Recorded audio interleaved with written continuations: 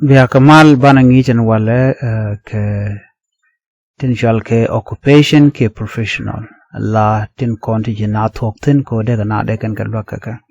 akan kon nyam gor no jin bi channel me bi jogor be subscribe ke bi notification bell bi jetwain ko mete ngi mi ci braj be chamala shi be ji kapet ane thok na je gor jeno bi channel bi ja gure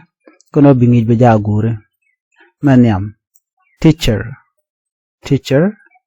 ngich mi chào teacher lura ni ngich teacher ngich doctor Kim engineer kur engineer amda langwan la kalet shale kur chirka let chare ledweli engineer shale kur ko langwa la kalet go ayuba ka ki gwira ka lawyer gwan ngoni ramdan len ngot shale lawyer gwan ngoni advocate shale gwan ngoni advocate gwan ngotni attorney me lun gwan ngotni ba ne re konte lat ko ngot attorney gwan ngotni gwazma te kon ke judge ne Luke ramdan lukran judge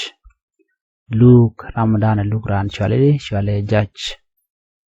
te kon ke soldier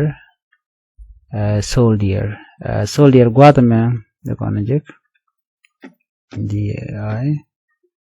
soldier maloda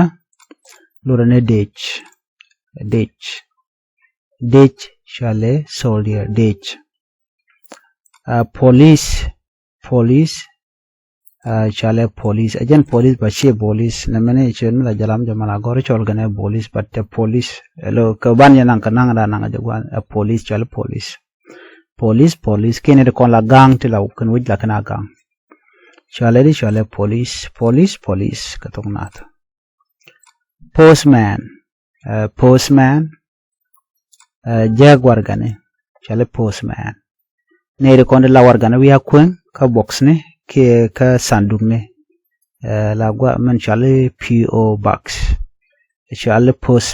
postman jaguar garam la war gan la ka je ka shale postman te kon ke driver